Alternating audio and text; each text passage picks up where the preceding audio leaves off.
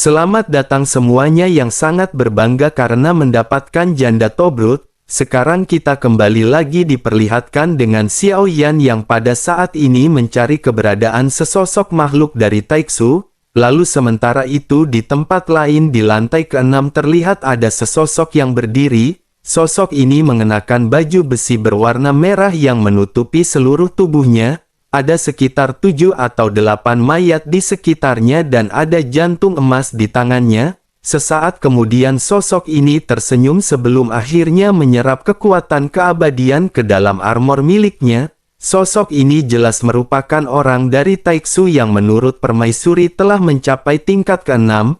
Sosok itu pun seketika tertawa sebelum akhirnya berkata bahwa tempat ini lumayan. Ada begitu banyak makhluk keabadian dan sangat disayangkan bahwa 5 kristal dewa sudah penuh. Dirinya juga ingin tahu binatang mana yang membunuh 893 dan 927.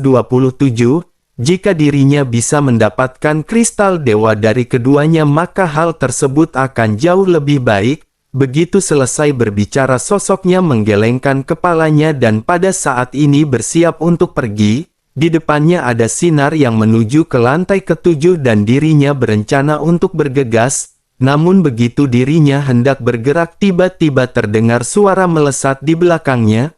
Bayangan hitam pada saat ini meraung ke arah si pria. Prajurit Taixu pun mengalami stagnasi sebelum akhirnya menoleh menatap ke arah cahaya hitam yang menderu. Sosoknya tiba-tiba mengangkat lengannya dan langsung memantulkan cahaya hitam tersebut. Cahaya hitam ini juga seketika terlempar ke samping dan menghantam tanah dan senjata ini adalah senjata milik Xiao Yan. Xiao Yan dengan cepat mengambil pedang berat misterius dan kembali melesat ke kejauhan.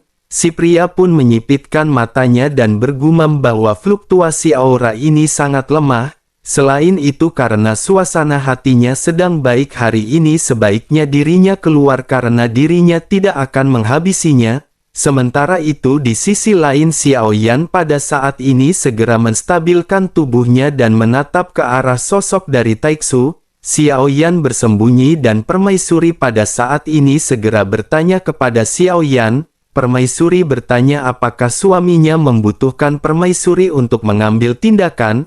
Xiao Yan menggelengkan kepalanya dan berkata bahwa Yuan Er tidak perlu mengambil tindakan untuk hal semacam ini.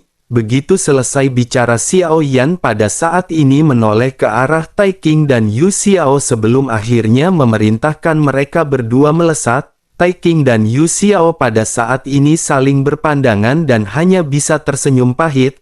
Apalagi yang pada saat ini bisa mereka lakukan dengan perintah Xiao Yan. Yu Xiao juga pada saat ini tersenyum pahit tetapi Yu Xiao masih berani berbicara kepada Xiao Yan. Sosoknya berkata bahwa orang dari Taixu ini sangat kuat. Apakah saudara Xiao Yan benar-benar menganggap mereka akan bisa berhadapan dengan pria tersebut? Menanggapi hal tersebut Xiao Yan menatap mereka dengan dingin sebelum akhirnya bertanya apakah dirinya tidak ingin melakukan hal tersebut. Jika dirinya bahkan tidak bisa menghadapi satu orang pun dari Taixu, apa gunanya dirinya pada saat ini masih bisa bertahan hidup? Yu Xiao hanya bisa menggertakkan giginya dan pada saat ini sama sekali tidak bisa melawan kehendak Xiao Yan. Sementara itu Xiao Yan secara alami pada saat ini bisa melihat apa yang dipikirkan oleh keduanya. Ketika Xiao Yan bertempur dengan Kei Qing sebelumnya Tai Qing dan Yu Xiao sesungguhnya sudah lama terbangun.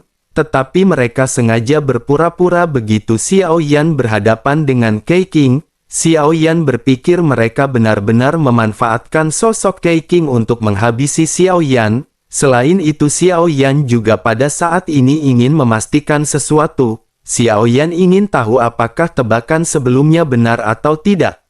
Xiao Yan curiga bahwa Istana Pemburu Dewa telah melakukan perjanjian dan kerjasama dengan orang-orang dari Taixu. Xiao Yan pun hanya mengerutkan kening memandang kedua sosok yang pada saat ini akhirnya melesat. Tai Qing dan Yu Xiao pada saat ini segera menghadapi sosok pria dari Taixu. Melihat keduanya si pria pun seketika tertawa dan kembali berbicara. Sosoknya berkata bahwa ini merupakan langkah kelima dan keempat keabadian. Hal ini cukup menarik dan awalnya dirinya sesungguhnya tidak ingin mengambil sebuah tindakan, tetapi karena mereka bersikeras mencari kematian maka dirinya akan memuaskan mereka. Begitu perkataannya terdengar, Void God Armor di tubuhnya pada saat ini mulai seketika menggeliat. Void God Armor dalam sekejap mata membungkus tubuh si pria dan aura yang kuat seketika terpancar. Sosoknya tanpa banyak basa-basi segera bergegas menuju ke arah Tai King dan Yu Xiao. Benturan di antara kedua belah pihak pada akhirnya terjadi sementara Xiao Yan memperhatikan pertempuran. Xiao Yan pada saat ini berpikir bahwa Tai King dan Yu Xiao memiliki sebuah kerjasama, ditambah dengan kerjasama Istana Dewa Pemburu dan dunia Taiksu, sepertinya baik Tai King dan Yu Xiao pada saat ini akan menahan diri di dalam pertempuran. Mereka tidak akan menggunakan kekuatan penuh mereka dan mereka pasti akan berpura-pura dikalahkan. Xiao Yan pada saat ini hanya bisa menunggu apa yang akan terjadi di antara kedua belah pihak. Namun meskipun begitu Xiao Yan pada saat ini harus membuat strategi pencegahan. Xiao Yan berniat untuk menggunakan formasi yang pada saat sebelumnya diberikan oleh Gou Yan. Gou Yan baru saja mengajari Xiao Yan mengenai formasi 24 gerbang dewa. Tampaknya ini merupakan waktu yang tepat untuk menggunakan teknik tersebut kepada pria kuat dari Taiksu. Tetapi meskipun begitu masih sangat sulit bagi Xiao Yan untuk mengatur formasi seperti itu. Xiao Yan masih membutuhkan bantuan dari Gou Yan.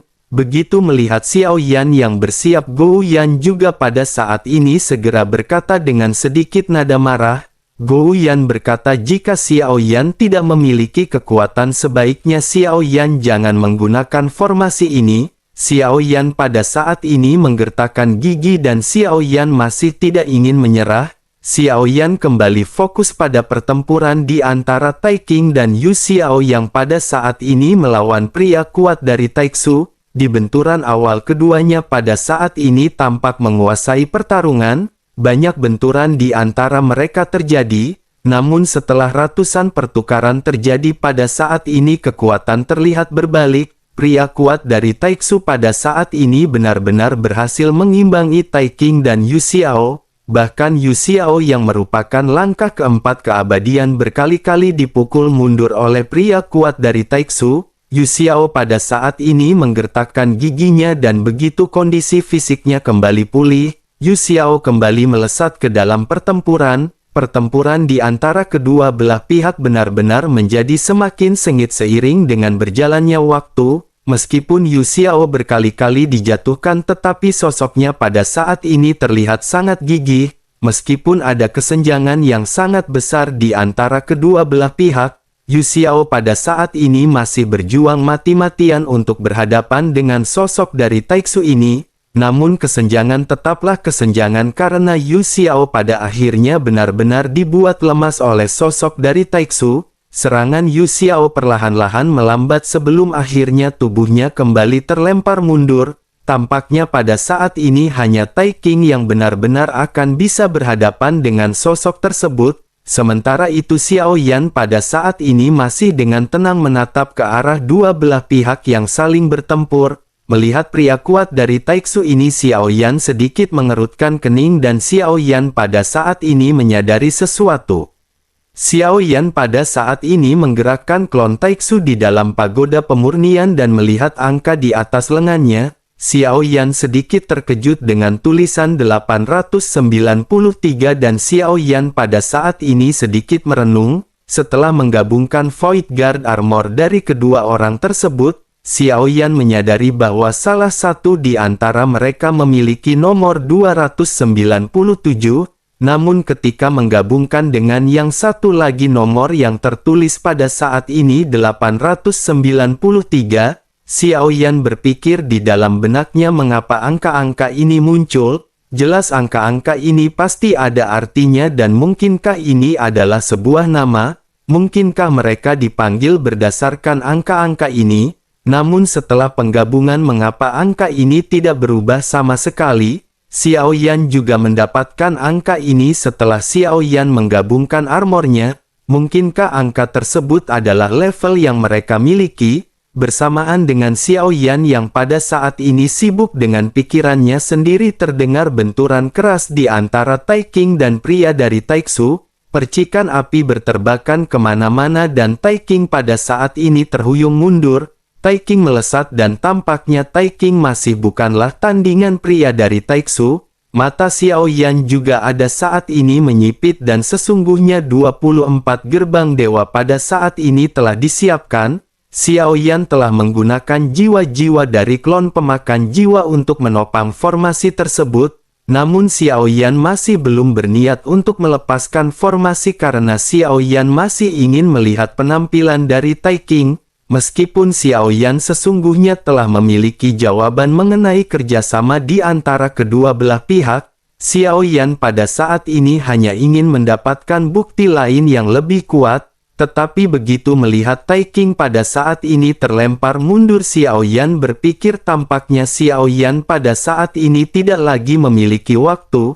Xiao Yan juga menyadari bahwa bukanlah permasalahan apakah keduanya akan bergabung atau tidak. Kekuatan jahat Yin pada akhirnya mengaktifkan 24 gerbang dewa. Kekuatan jiwa yang ganas berubah menjadi tekanan spiritual yang kuat yang tidak tertandingi. Kekuatan spiritual ini seketika langsung dilesatkan ke arah keduanya yang bertempur. Tai King juga tentu saja merasakan niat membunuh pada saat ini. Tai King pun tiba-tiba mengangkat kepalanya dan pada saat ini menatap ke arah Xiao Yan. Sementara itu Xiao Yan dengan dingin segera berkata bahwa Xiao Yan telah memberi Tai King kesempatan. Xiao Yan telah memberinya waktu untuk bertahan hidup dengan menghabisi pria Taiksu ini. Tetapi tampaknya Tai King benar-benar tidak memanfaatkan hal tersebut dengan baik.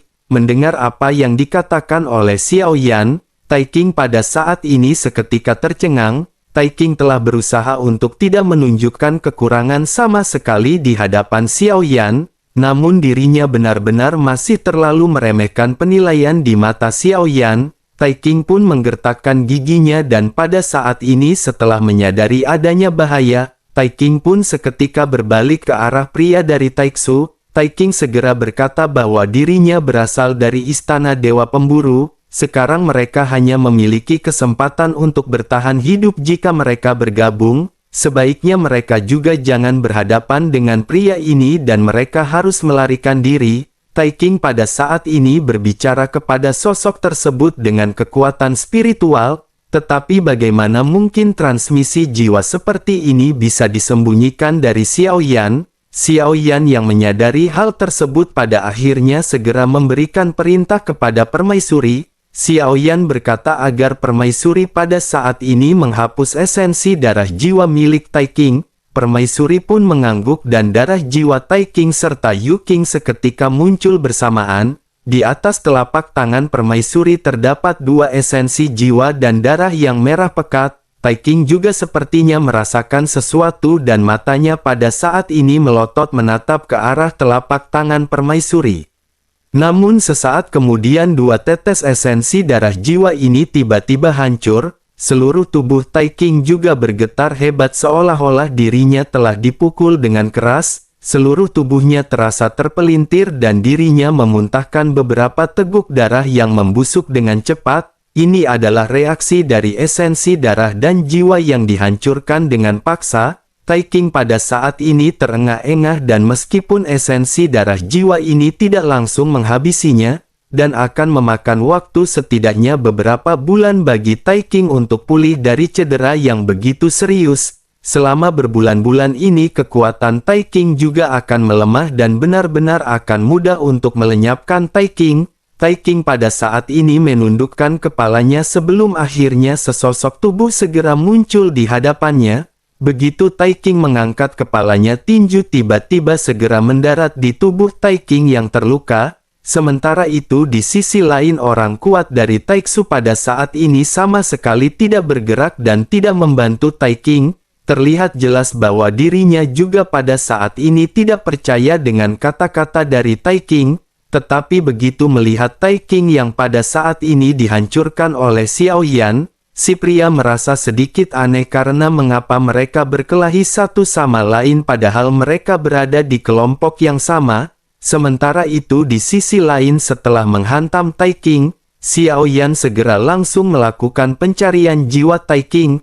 Tai King lanjut mengeluarkan raungan yang menyedihkan dan menyakitkan. Yu Xiao di kejauhan yang baru saja memulihkan diri juga pada saat ini benar-benar tercengang. Setelah pencarian jiwa ini mata Xiao Yan pada saat ini terlihat menjadi semakin dingin.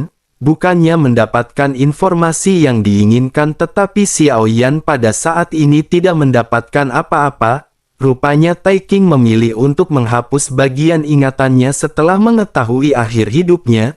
Tetapi meskipun begitu penghapusan ini sesungguhnya secara tidak langsung membuktikan kecurigaan Xiao Yan. Xiao Yan pun menggertakkan giginya dan Xiao Yan lanjut menggunakan api keabadian untuk membakar tubuh Tai King. Perlu waktu beberapa saat untuk membakar tulang abadi berwarna emas sebelum akhirnya semuanya disempurnakan oleh Xiao Yan. Setetes esensi darah keabadian juga pada saat ini segera dimasukkan oleh Xiao Yan ke dalam botol batu giok. Setelah perolehan sebelumnya Xiao Yan pada saat ini telah mengumpulkan 8 tetes esensi darah keabadian. Begitu kekuatan Xiao Yan terus meningkat dan begitu Xiao Yan melakukan terobosan ke keabadian, esensi dan darah keabadian ini pasti akan berguna bagi Xiao Yan. Setelah Xiao Yan melenyapkan Tai King, Xiao Yan pada saat ini segera mengobrak-abrik cincin penyimpanan Tai King. Ekspresi keterkejutan pada saat ini melonjak di wajah Xiao Yan. Begitu Xiao Yan melihat isi cincin penyimpanan Tai King, hal ini benar-benar sama sekali tidak mengecewakan ekspektasi Xiao Yan. Sekarang pil origin Qi Xiao Yan telah melampaui 5 triliun tanpa disadari dan ini merupakan jumlah yang sangat besar. Selain itu Xiao Yan juga pada saat ini mendapatkan pil energi dalam jumlah yang besar. Bagaimanapun Tai King adalah orang kuat keabadian langkah kelima dari Istana Dewa Pemburu. Dengan begitu sangat wajar jika dirinya memiliki sumber keuangan yang kuat. Secara alami ada juga banyak senjata dan armor serta bahan-bahan lainnya di dalam cincin penyimpanan. Namun sekarang bukan waktunya bagi Xiao Yan untuk mengobrak-abrik lebih lanjut isi cincin penyimpanan Tai King. Xiao Yan pada saat ini menyadari bahwa pria Taiksu yang kuat di sisi berlawanan sedang mengamati Xiao Yan. Si pria tampak terlihat tidak senang dengan apa yang dilakukan oleh Xiao Yan. Tampak sangat tidak sopan menggeledah cincin penyimpanan orang lain di depan musuhnya. Sementara itu Xiao Yan tidak peduli dengan tatapan si pria dan Xiao Yan pada saat ini sedikit tersenyum ke arah si pria. Di sisi lain pria kuat dari Taiksu pun mengerutkan kening dan bertanya kepada Xiao Yan mungkinkah ini adalah tubuh keabadian? Dirinya telah meremehkan kekuatan Xiao Yan pada saat sebelumnya. Tetapi meskipun begitu Xiao Yan seharusnya tahu bahwa untuk berhadapan dengan orang kuat dari Taiksu, Xiao Yan harus memiliki tubuh keabadian yang sedikit lebih keras. Menanggapi hal tersebut Xiao Yan pada saat ini berbicara dengan dingin dengan nada sedikit meledek. Xiao Yan bertanya kualifikasi apa yang dirinya miliki untuk menjadi begitu sombong di hadapan Xiao Yan. Dirinya hanya merebut kekuatan orang lain dan menggunakannya sebagai kekuatannya sendiri. Di balik armor tersebut dirinya hanyalah seekor semut yang tidak memiliki kekuatan untuk mengikat seekor ayam. Mendengar ledekan Xiao Yan ini si pria pada saat ini terlihat sedikit marah. Sosoknya pada saat ini lanjut berkata bahwa sepertinya Xiao Yan memiliki pemahaman tertentu tentang Taiksu. Dirinya juga sepertinya telah siap dan si pria ingin tahu apa yang pada saat ini bisa diandalkan oleh Xiao Yan. Xiao Yan pada saat ini kembali meledek ketika bertanya apakah orang-orang dari Taiksu begitu misterius. Mendengar apa yang dikatakan oleh Xiao Yan, si pria pada saat ini tampak menyadari sesuatu. Sosoknya bertanya dengan sedikit ragu mungkinkah 893 dan 927 dibunuh oleh Xiao Yan. Menanggapi hal tersebut Xiao Yan pun tersenyum dan mulai kembali berbicara. Xiao Yan balik bertanya apa itu 893 dan 927. Apakah mereka yang berasal dari dunia Taiksu tidak memiliki nama? Apakah mereka perlu menggunakan nomor untuk menamai masing-masing di antara mereka? Si pria pada saat ini terdiam dan sosoknya tidak ingin lagi banyak berbicara dengan Xiao Yan. Si pria pada saat ini akhirnya segera melonjakkan kekuatan keabadian di tubuhnya. Aura kuat yang hanya dimiliki oleh makhluk keabadian di langkah kelima pada saat ini muncul. Kekuatan ini benar-benar dengan ganas segera melesat ke segala arah di dalam kehampaan. Seluruh ruang di sekeliling tampak sedikit bergetar begitu sosok ini tiba-tiba bangkit. Gelombang yang kuat juga pada saat ini seketika mulai melapisi tinjunya ketika dirinya melesat membombardir Xiao Yan. Menghadapi orang kuat dari Taiksu yang datang, wajah pada saat ini terlihat sedikit serius. Xiao Yan tahu kelebihan dan kekurangan dari Void God Armor. Armor ini memiliki kekuatan pertahanan yang begitu menakutkan. Armor ini juga bisa menjadi senjata yang ampuh yang mengejutkan banyak makhluk keabadian. Xiao Yan pun menggertakkan giginya merasakan kekuatan serangan yang pada saat ini menderu. Tanda di antara alis Xiao Yan pada saat ini kembali berkedip dan Xiao Yan segera bergabung dengan klon dewa asli. Xiao Yan tidak bergeming sama sekali dan Xiao Yan pada saat ini segera mengencangkan lengannya. Xiao Yan segera melesat berhadapan dengan tinju dari si pria. Kedua tinju yang kuat pada akhirnya sama-sama saling berhantaman satu sama lain. Suara menderu meledak dengan ledakan yang memekakkan telinga dan kekuatan dahsyat membentuk badai di antara kedua tinju. Sesaat kemudian keduanya terpisah namun tanpa jeda apapun. Keduanya pada saat ini kembali melesatkan tinju yang tidak ada habisnya. Banyak ledakan pada saat ini segera terjadi dengan keduanya yang begitu cepat ketika melayangkan tinju mereka. Tidak ada di antara mereka yang pada saat ini terlihat mundur dan keduanya tampak terlihat seimbang. Mereka sepertinya mampu menahan kekuatan yang kuat yang dilesatkan oleh masing-masing. Xiao Yan juga pada saat ini mengeluarkan teknik 82 tinju transformasi dewa. Kekuatan tinju Xiao Yan segera berlipat ganda ketika dilesatkan ke arah si pria. Bayangan tinju emas muncul di bagian depan pukulan Xiao Yan ketika Xiao Yan melesatkannya ke arah si pria. Di sisi lain orang dari Taiksu juga tampaknya telah menggunakan teknik yang lebih kuat dari sebelumnya. Kedua tinju yang semakin kuat pada akhirnya bertabrakan dengan sengit di udara. Begitu kedua tinju ini bertemu, kedua belah pihak pada saat ini terlihat terlempar mundur. Begitu keduanya menstabilkan tubuh, mata mereka berdua pada saat ini saling bertatapan. Tubuh Xiao Yan yang terlihat dipenuhi dengan bekas tinju yang perlahan-lahan mulai kembali normal. Beberapa tulang yang patah juga pada saat ini segera dikembalikan ke posisi semula. Xiao Yan pada saat ini menatap ke arah prajurit Taiksu yang kuat dan Xiao Yan tampak tidak meninggalkan jejak serangan apapun pada armor milik si pria. Hal itu menandakan seolah-olah tinju Xiao Yan benar-benar tidak pernah mengenai sosok tersebut. Namun faktanya di dalam konfrontasi sebelumnya Xiao Yan lebih banyak mendaratkan tinju ke armor si pria. Namun pertahanan armor ini sangat luar biasa dan sepertinya lebih kuat daripada dua orang Taiksu yang pada saat sebelumnya ditemui oleh Xiao Yan. Xiao Yan juga menyadari bahwa hal ini juga jelas berhubungan langsung dengan kekuatan keabadian yang mereka serap. Semakin banyak kekuatan keabadian yang terkandung dalam Void God Armor, secara alami kekuatan mereka juga akan semakin kuat. Xiao Yan tidak tahu tentang Void Guard Armor ini, tetapi secara bertahap Xiao Yan memperoleh beberapa informasi saat melawan si pria. Hal ini pada akhirnya memudahkan Xiao Yan untuk menggunakan Void Guard Armor di masa depan. Selama pertempuran sebelumnya Xiao Yan juga telah memperhatikan lengan si pria. Seperti klon Taiksu lainnya, ada nomor yang pada saat ini bisa dilihat oleh Xiao Yan.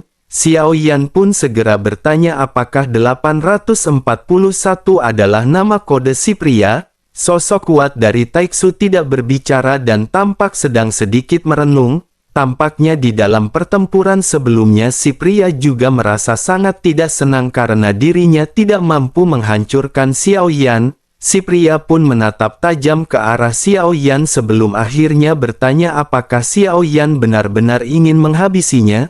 Xiao Yan pada saat ini tidak menanggapi perkataan si pria dan Xiao Yan hanya menatap ke arah si pria. Sementara itu pria kuat dari Taiksu dengan ringan menepuk kristal merah yang terlihat di dadanya. Sesaat kemudian Void God Armor mulai menggeliat dan kekuatan keabadian sepertinya telah dituangkan ke dalam Void God Armor. Penampilan seluruh armor juga berubah dengan warnanya yang pada saat ini menjadi semakin gelap. Warna merah cerah segera digantikan dengan warna merah darah. Pada saat ini Void God Armor tidak lagi tampak seperti armor sederhana. Armor ini lebih seperti makhluk hidup parasit yang tumbuh di tubuh si pria. Melihat pemandangan ini Xiao Yan juga tidak bisa menahan rasa kagum di dalam hatinya. Xiao Yan juga bisa merasakan bahwa aura dari si pria pada saat ini menjadi semakin kuat daripada sebelumnya. Sementara itu di sisi lain senyum pada saat ini segera melonjak di wajah pria kuat dari Taiksu. Armor besi di lengannya pada saat ini mengalir seperti cairan sebelum akhirnya mengembun menjadi sebuah tombak. Tombak berwarna merah darah dengan bentuk yang sangat ganas dan mendominasi muncul di telapak tangan si pria. Si pria pun segera berteriak ketika mengeluarkan senjata tombak iblis surgawi Taiksu. Xiao Yan menyipitkan matanya melihat tombak yang terkondensasi di tangan pria kuat Taiksu ini. Tampaknya Void God Armor ini juga bisa berubah menjadi jenis senjata apapun. Xiao Yan terlihat sedikit penasaran mengenai apakah senjata ini dikondensasikan dari Void God Armor ataukah senjata ini diintegrasikan ke dalam armor. Jika Xiao Yan bisa mengetahui hal ini maka di masa depan Xiao Yan akan bisa menggunakan klon Taiksu dengan baik. Dengan begitu maka pasti hal ini akan menjadi salah satu jurus andalan untuk menghabisi musuh-musuh Xiao Yan. Xiao Yan juga pada saat ini bisa merasakan adanya fluktuasi mengerikan yang terpancar dari tombak di tangan si pria. Tampaknya ini bukanlah senjata biasa dan ini benar-benar senjata yang dibuat dengan teknologi Styx yang kuat. Badan dari tombak ini ditutupi dengan sisik-sisik halus yang terbuka dan tertutup seolah-olah bernafas. Sisik-sisik ini bergerak perlahan dan teratur disertai dengan cahaya merah yang berkedip di atasnya yang membuatnya seolah-olah terlihat benar-benar hidup. Si pria pada saat ini akhirnya segera berbicara kepada Xiao Yan bahwa butuh banyak usaha untuk membunuh lebih dari belasan makhluk keabadian. Semuanya telah dirinya kerahkan dan setelah menghabisi Xiao Yan maka dirinya harus berburu lagi. Si pria pun menyipitkan matanya sambil tersenyum meledek menuju ke arah Xiao Yan. Sementara itu Xiao Yan pada saat ini masih tidak bergeming ketika menatap ke arah si pria. Tetapi meskipun begitu Xiao Yan menyadari bahwa pertempuran berikutnya akan jauh lebih intens karena merebutkan warisan keluarga Budayanti.